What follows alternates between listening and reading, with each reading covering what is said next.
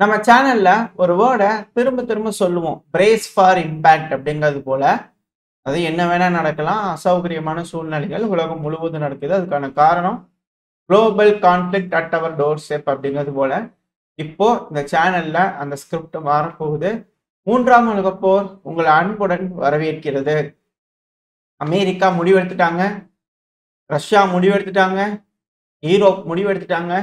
So செயல்படக்கூடிய நேரம் தான் எப்போ அப்படிங்கிறது தெரியல. கூடிய விரைவில் எல்லாரும் ஆரம்பிச்சிடுவாங்க அப்படிங்கிறதுல மாற்றுக்கருத்துல. இன்னொரு விஷயம் சொல்லுவோம், நவம்பர் டு ரிமெம்பர் அப்படிங்கிறது போல. நவம்பர்ல மிக பெரும் அளவுல சிக்கல்கள் உருவாகுமா இந்த உலகத்துல அப்படிங்கிறது போல கேள்விகள் இருக்கு. முதல் விஷயங்கள் பார்க்க ஆரம்பிக்கலாம். ரஷ்யா உக்ரைன் பிரச்சனை அப்படிங்கிறதுனால யூரோப்ல இருந்து வரலாம். உக்ரைனோட ராணுவ வீரர்கள் டென்மார்க்குக்கு போயிருக்காங்க ட்ரைனிங்காக. ட்ரைனிங் எடுக்கிறதுக்கா அப்படின்னு கேட்டீங்கன்னா அது நார்மலைஸான ஒரு விஷயம் தான். ஆனா ட்ரைனிங் கொடுக்கறதுக்காக டென்மார்க்கு போயிருக்காங்க. உக்ரைனோட ராணுவ வீரர்கள் எக்ஸ்பர்ட்டான counter UAV operations, unmanned aerial வெஹிக்கிள்ல பயிற்சி பெற்ற நபர்கள், தேர்ச்சி பெற்ற நபர்கள், எக்ஸ்பீரியன்ஸான உக்ரைனோட நபர்கள் வந்து பார்த்தீங்கன்னா டென்மார்க்குக்கு போய் ட்ரைனிங் கொடுக்குறாங்க. நாட்டோ நாடுகளுக்கு உக்ரைன் போய் ட்ரைனிங் கொடுக்குறாங்க. அதுவும் ஜாயிண்டா விங் ஆஃப் டிஃபென்ஸ் அப்படிங்கிறது போல ஒரு ப்ராஜெக்ட். இதுல நெதர்லாண்டு வந்து பாத்தீங்கன்னா அனௌன்ஸ் பண்ணிக்கிறாங்க டிப்ளை பண்ண போறேன்னு. நம்ம போன பதிவுல பார்த்தோம், ஜெர்மனி, பிரான்ஸ் இவங்கள டிப்ளை பண்றாங்கன்னு சொல்லிட்டு. இப்போ உக்ரைன் அந்த பகுதியில் வந்திருக்காங்க. ஸோ இந்த பிரச்சனையை பொறுத்த வரைக்கும் பால்டிக் சீல ரஷ்யாவோட கார்கோ கப்பல்களை இந்த டென்மார்க் முடக்க போறாங்க. எப்போ முடக்குறாங்களோ அப்ப இருந்து இந்த பிரச்சனை ஆரம்பிக்க போகுதுன்னு அர்த்தம்.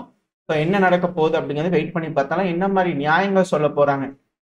உக்ரைனோட அதிபரான விளாடிமிர் ஜெலன்ஸ்கி அவர்கள் சொன்ன மாதிரி கார்கோ கண்டெய்னர்ல இருந்து ட்ரோன்கள் பறந்து வந்துருது அப்படிங்கிற சொன்னாங்க இல்லையா? ஸோ அது போல நடக்குதா இல்லை என்ன ஏதுங்கிறத வெயிட் பண்ணி பார்க்கலாம். அடுத்தது இதே உக்ரைனோட ராணுவ வீரர்கள் பை லக்கில் வந்து பார்த்தீங்கன்னா பல தடவை ட்ரை பண்ணிக்கிறாங்க, சில தடவை ஹிட் ஆயிருக்கு. இப்போ திரும்ப ஒரு வீடியோ பதிவு வந்திருக்கு. உக்ரைனோட எஃபிவி ட்ரோன் ஆப்ரேட்டர் இருக்கிறார் இல்லையா, தாழ்வா பறந்துட்டு இருக்கக்கூடிய MI-8 ரக ஹெலிகாப்டர் வந்து பண்ண டவுன் பண்ணியிருக்காங்க. அதுக்கான வீடியோ பதிவுகள் வந்துகிட்டு இருக்கு. ரொம்ப வைரலா பரவிட்டு இருக்கு. அதுவும் வந்து பாத்தீங்கன்னா அந்த காக்பிட்ல அடிக்க ட்ரை பண்ணிக்கிறாங்க, தப்பிச்சு ஃபியூயல் டேங்க்ல வந்து பாத்தீங்கன்னா போய் அடிச்சிருந்திருக்கு. ஆனா அந்த ஹெலிகாப்டர் வந்து பாத்தீங்கன்னா லேண்ட் ஆயிருக்கு. இந்த வீடியோ பதிவுல பார்க்கும்போதே தெரியுது. அங்க இருக்கக்கூடிய க்ரூக்கு என்னாச்சு அப்படிங்கிறது தெரியல. பட் ஆனால் ஹெலிகாப்டர் ஃபுல்லாவே எரிஞ்சிருக்கு அப்படிங்கிறது மட்டும் இதுல இருந்து புரிஞ்சுக்க முடியுது. இந்த FPV ட்ரோன்கள் எந்த அளவுக்கு அக்ரெசிவா இருக்கு, இழப்புகளை எந்த அளவுக்கு டெட்லியா ஏற்படுத்துது அப்படிங்கிறத நம்ம பார்த்துக்கிட்டு இருக்கோம். ஸோ அந்த வகையில ஹெலிகாப்டர்ஸ் கூட வந்து பண்ணா தப்பிக்கிறதுக்கு வாய்ப்பு இல்லை. ஃபைட்டர் ஜெட்ஸ் கூட லக்கில் சிக்கினாலும் ஆச்சரியப்படுறதுக்குல. தாழ்வா பறந்துச்சுன்னா இந்த FPV ட்ரோன்கள்ல எல்லாமே சிக்கும் அப்படிங்கிற மாற்றுக்கிறது தான். At the same time geranium drones, இப்பெல்லாம் உக்ரைன் வந்து பாத்தீங்கன்னா காமெடிக்கா இதை ட்ரோன்னு சொல்றதே இல்லை, ஜிரானியம் மிசைல்ஸ் அப்படிங்கிறத சொல்றாங்க. ஸோ ரஷ்யா இன்னைக்கு டின்ப்ரோ பெட்ரோவ்ஸ்க கட்டி அடிச்சிருக்காங்க. ஹெவியான தாக்குதல். இந்த டின்ப்ரோ பெட்ரோவ்ஸ்க்கு இந்த அளவுக்கான தாக்குதலா அப்படிங்கிறது போல இருக்கு. இதுக்கு முன்னாடி இந்த டொனஸ்க்கு, உக்ரைனோட கட்டுப்பாட்டுக்குள்ள இருக்கக்கூடிய டொனஸ்க்கு, கிர்கிவ் இந்த பகுதிகள் அடிக்கும், இந்த சுமி இந்த பகுதியில் அட்டாக் நடந்துட்டு இருந்தது. இப்ப ஹெவியான தாக்குதல் டின்ப்ரோ பெட்ரோவ்ஸ்க்கு இருக்கு. ஜாப்ரோசியால கூட நடக்கும்.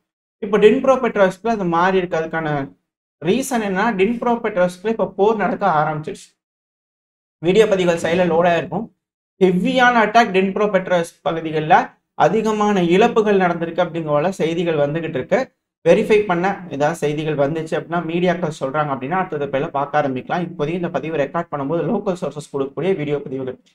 அதிகப்படியான தாக்குதல் டின்ப்ரோ பெட்ரோவ்ஸ்க்ல நடந்திருக்கு. ஹெவியான அட்டாக் நடந்திருக்கு அப்படிங்கிற சொல்லப்பட்டு வருது. அது மட்டும் இல்லாம இந்த ட்ரோன்கள் அப்படிங்கிற பார்த்துட்டு இருக்கோம் இல்லையா, இந்த ட்ரோன்கள்னால சுத்தி இருக்கக்கூடிய நாடுகள் எல்லாம் பாதிப்படைகிறாங்க அப்படிங்கிற பாக்குறோம். இந்த கருங்கடல்ல இதுல குறிப்பா இப்ப துருக்கி, கருங்கடலோட துருக்கியோட கரையோரங்கள்ல மீனவர்கள் வலையில வந்து பாத்தீங்கன்னா உக்ரைனோட மகுரா 5 ரக ட்ரோன்கள் வந்து பண்ண சிக்கியிருக்கு. துருக்கி கிடைச்சது ஜாக்பாட், இலவசமா ஒரு டெக்னாலஜி டிரான்ஸ்பர், அது வேற கதை. பட் ஆனா எந்த அளவுக்கு சிக்கல் பாருங்க. இப்ப அந்த இடத்துல மீனவர் வந்து இழுக்கும் போது அதுல அந்த ட்ரிகர் ஆயிருந்ததுன்னா என்ன ஆயிருக்கும்? இதுதான் இதுல இருக்கக்கூடிய சிக்கல். எல்லாமே கண்ணு வெடி மாதிரி. உக்ரைன் தரப்புல நம்ம சொல்லியிருப்போம், இது போல வந்து பார்த்தீங்கன்னா ட்ரோன்கள் அங்கங்க போய் யூஸ் பண்றாங்க. சில நேரங்கள்ல வந்து பாத்தீங்கன்னா அது சிக்னல் கட் ஆகுறதுனால இல்லை வேற ஏதோ ஒரு ப்ராப்ளம்னால வந்து பார்த்தீங்கன்னா அது ஆஃப் ஆயிடுது. சில நேரங்கள்ல அதாவது ஸ்டெல்த் மோட்ல வந்து பார்த்தீங்கன்னா அங்கேயே வச்சுக்கிறாங்க. இன்கேஸ் யூஸ் பண்ணோம்னா ஆன் பண்ணி யூஸ் பண்ணாங்க. இது போல பல விஷயங்கள் இருக்கு. அதுல ஏதோ ஒரு சிக்கல்னால இப்ப இந்த ட்ரோன் வந்து பாத்தீங்கன்னா அப்படியே அலையில அடிச்சிட்டு வந்து பாத்தீங்கன்னா துருக்கியோட கரையோரங்கள்ல வந்து பாத்தீங்கன்னா இருக்கு. கருங்கடலோட வடக்கு பகுதியில நடக்கக்கூடிய சண்டை கருங்கடலோட தெற்கு பகுதி வரைக்கும் வருது அப்படின்னா எந்த அளவுக்கு இந்த ட்ரோன்கள்னால சிக்கல்கள் இருக்கும். இதே போல ரஷ்யா கிட்டயும் ட்ரோன்கள் இருக்கு. இப்ப அதே போல அவங்களும் யூஸ் பண்ணிட்டு சோதனை பண்ணிட்டு இருக்காங்க. அவங்களும் யூஸ் பண்ணி காமிச்ச வீடியோக்கள்லாம் நம்ம பார்த்துக்கிட்டு இருக்கோம். இப்போ ரஷ்யாவும் யூஸ் பண்ண இவங்களும் யூஸ் பண்ண அதிகப்படியா இந்த கருங்கடல்ல கன்னி வெடிகளும் இருக்கு. ஸோ இந்த சுத்தி இருக்கக்கூடிய நாடுகள் ஜார்ஜியா, துருக்கி, பல்கேரியா, ரொமேனியா எல்லாருமே அஃபெக்ட் ஆவாங்க அப்படிங்கல மாற்று கருத்துல. At the same time ISIS ஸ்டைல்ல வந்து பாத்தீங்கன்னா ஒரு தீவிரவாத தாக்குதல் ரஷ்யாக்குள்ள நடந்திருக்கு. இந்த ஐஇடி வந்து பாத்தீங்கன்னா டிட்டோனேஷன் இந்த வண்டியில வந்து பாத்தீங்கன்னா அடிப்பாங்க இல்லையா, நம்ம நாட்டில் கூட அதிகமா நடக்கும். முன்னாடி நடந்திருந்து இப்போ ஓரளவுக்கு நம்ம ராணுவம் கட்டுப்படுத்துறாங்க. ஸோ அதே போல ஒரு ஸ்டைல்ல ரஷ்யாக்குள்ளேயும் நடந்திருக்கு. இதுக்கு உக்ரைன் பொறுப்பேற்றிருக்காங்க. அவங்களோட லோகோலாம் வச்சு சீரும் சிறப்புமா சொல்லி கிளைம் பண்ணிக்கிட்டு இருக்காங்க. அதாவது ரஷ்யாவோட நேஷனல் கார்டு வெஹிக்கல் வந்து பாத்தீங்கன்னா டார்வாபோல் கிராய் இந்த பகுதியில தபுக்கன் ட்ரைனிங் கிரவுண்ட் இருக்கு. ஸோ அந்த ட்ரைனிங் கிரவுண்ட்ல வந்து பாத்தீங்கன்னா இருக்கக்கூடிய நபர்களை ஃபாலோ பண்ணிட்டு போய் இந்த கார் வந்து பண்ண வெடிச்சிருக்கு. இழப்புகள்ல இருந்து தப்பிச்சிருக்காங்க, சில நபர்கள் காயமடைஞ்சிருக்காங்க அப்படிங்கிற சொல்லப்பட்டு வருது இனிஷியலான செய்திகள். இன்கேஸ் ஏதாவது உயிரிழப்புகள் இருந்துச்சுன்னா அடுத்தது போல பார்க்க ஆரம்பிக்கலாம். ஸோ ரஷ்யா முழுவதும் வந்து பாத்தீங்கன்னா சிக்கல்கள் இருக்கு. அதே போல உக்ரைன்லயும் சிக்கல்கள் இருக்கு. இந்த தீவிரவாத தாக்குதல் அப்படிங்கிறது சிவிலியனையும் பாதிக்கும். இந்த போர் எஸ்கலேட் ஆகுது அப்படிங்கும்போது ஹெவியான இழப்புகள் இருதரப்புலையும் இருக்கும் அப்படிங்கிற மாற்றுக்கட்டத்துல இது எந்த அளவுக்கான சிக்கல்களை ஏற்படுத்தும் அப்படிங்கிறது வெயிட் பண்ணி பார்த்தலாம். அடுத்தது ரஷ்யாவோட சமாரா ஆயில் ரிஃபைனரி. இந்த ஆயில் ரிஃபைனரி எல்லாம் வந்து பாத்தீங்கன்னா உக்ரைன் தரப்பு இந்த 1400 கிலோமீட்டர் 1000 கிலோமீட்டருக்கு மேல ட்ரோன்கள் கடந்து போய் ரஷ்யாவோட பகுதிகளை தாக்குதல் பண்ணுது அப்படிங்கிற சொல்றாங்க இல்லையா. இப்ப ரஷ்யா இந்த பகுதிகள்லயும் இந்த ஆன்டி ட்ரோன் நெட்டை வந்து பாத்தீங்கன்னா ஹெவியா போட்டு இருக்காங்க. ஸோ இது பகுதிகள்லாம் ஆன்டி ட்ரோன் நெட்லாம் போறதுனால இழப்புகள் வந்து தப்பிக்கிறாங்க. இப்ப அதே போல இந்த ஆன்டி ட்ரோன் நெட்டை அதிகப்படியா வந்து பாத்தீங்கன்னா ரஷ்யா இந்த சமாரா ரீஜன்லயே வந்து பாத்தீங்கன்னா போட்டிருக்காங்க. ஸோ இந்த ட்ரோன் தாக்குதல்ல இருந்து கொஞ்சம் சேஃப்டி வந்து பாத்தீங்கன்னா அங்க இருக்கக்கூடிய ஆயில் டிப்போஸ், ஆயில் ரிஃபைனரிஸ் இது போல விஷயங்கள் எலக்ட்ரிக்கல் இன்ஃப்ராஸ்ட்ரக்சருக்குலாம் கிடைக்கும். இப்போ இதுல இருக்கக்கூடிய ரஷ்யா உக்ரைன் பிரச்சனை ரஷ்யா எப்படி ப்ரிப்பேர் ஆகுறாங்க, இருக்கக்கூடிய ட்ரோன் தாக்குதல் இதெல்லாம் பார்த்தாச்சு. 3ஆம் உலகப் போரோட ஆரம்பம் அப்படிங்கிற சொன்னோம் இல்லையா, அதுக்கான காரணம் இன்னைக்கு நடந்த அந்த மீட்டிங். செப்டம்பர் 30 ட்ரம்ப் அவர்கள் செக்ரட்டரி ஆஃப் வார், அமெரிக்காவோட செக்ரட்டரி ஆஃப் வார் ஹெக்ஸெட் அவர்கள் இவங்க வந்து பாத்தீங்கன்னா திடீர்னு ஹை ரேங்கிங் அஃபிஷியல்ஸ் எல்லாத்தையும் பேசணும் அப்படிங்கிற கூப்பிட்டாங்க இல்லையா. ஸோ அந்த டைம்ல எல்லாரும் வந்திருக்காங்க, பேசிக்கிறாங்க. டொனால்டு ட்ரம்ப் அவர்கள் கொடுக்கக்கூடிய ஸ்டேட்மெண்ட்ஸ் பல விஷயங்கள் பேசினார். நான் ஷார்ட்டா முக்கியமான பாயிண்ட்ஸ் மட்டும் சொல்றேன். எனக்கு ஸ்பேஸ் ஃபோர்ஸ் ரொம்ப பிடிக்கும். I love space force. ஏன் தெரியுமா, அதை உருவாக்குனதே நான் தான் அப்படிங்கிறதுல ட்ரம்ப் அவர்கள் தரப்பு செய்திகள். அது மட்டும் இல்லாம நான் நம்ம நாட்டு ராணுவத்தை ரொம்ப ஸ்ட்ராங் ஆக்க போறேன், டஃப் ஆக்க போறேன், ஃபாஸ்டர் ஆக்க போறேன். ரொம்ப ஃபியர்ஸராகவும் இருக்கும், ரொம்ப பவர்ஃபுல்லா இருக்கணும் நம்ம நாட்டோட ராணுவம். இது வரைக்கும் இல்லாத அளவுக்கு அதிகப்படியான பவர்ஃபுல்லா இருக்கணும் நம்ம ராணுவம். இப்ப நான் சொல்லக்கூடிய விஷயங்கள் உங்க யாருக்கும் பிடிக்கல அப்படின்னா இந்த ரூமை விட்டு நீங்க போயிடலாம். உங்க யூனிஃபார்மை கழட்டி கொடுத்துட்டு இந்த ரூமை விட்டு போயிடலாம். உங்களோட ரேங்க்ஸ், அதாவது அவங்க கஷ்டப்பட்டு இவ்வளவு நாள் உழைச்சு இந்த ராணுவத்துல வந்து பண்ணா ரேங்க் எடுத்துப்பாங்க இல்லையா, அந்த ரேங்க் உங்களை விட்டு போயிடும். உங்களோட எதிர்காலமும் உங்களை விட்டு போயிடும். நீங்க ஒரு தோல்வியை நோக்கி போவீங்க, ஆனா உங்களுக்கு ஒரு நல்ல டைம் இருக்கும், கிளம்பி போயிட்டே இருங்க அப்படிங்கிறதுல டொனால்டு ட்ரம்ப் அவர்கள் தரப்பிலிருந்து இது போல ஸ்டேட்மெண்ட்ஸ் வரது வச்சு பார்க்கும்போது மிக பெரும் முடிவுகள் அமெரிக்க தரப்பிலிருந்து எடுத்திருக்காங்க. ராணுவத்துல எல்லாம் சொல்றதுக்கு சரின்னா இரு, இல்லைன்னா எழுந்துச்சு கிளம்பி போயிட்டே இருக்கு அப்படிங்கிறத இதுல இருக்கக்கூடிய விஷயம்.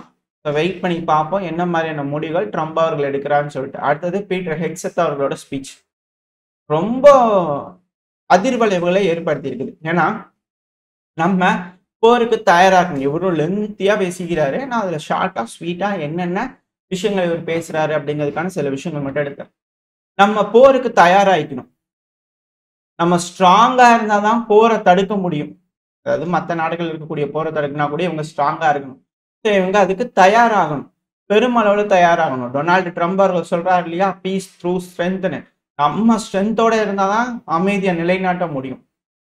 அது மட்டும் இல்ல, டிஃபென்ஸுக்காக யாரால சண்டை பிடிக்க முடியுமோ அவங்கனாலதான் பீஸ்ஃபுல்லா வாழ முடியும். ஸோ அதனால நம்ம சண்டை போடுறதே அமைதிக்காக தான் அப்படிங்கிறது போல புதுசா வந்து பாத்தீங்கன்னா நோட் பண்ணிங்கப்பா அப்படிங்கிறது போல ஒரு தரப்பு வந்து நியாயப்படுத்துதலுக்கான ரிசர்ச் கொடுக்குறாங்க. அது மட்டும் இல்லாம அமெரிக்காவோட ராணுவம் தான் பெஸ்ட், நம்மளோட எதிரிகளுக்கு சொல்லக்கூடிய ஒரு விஷயம் FAFO அப்படின்னு சொல்லிக்கிறாரு, ஃபக் அரவுண்ட் ஃபைண்ட் அவுட்.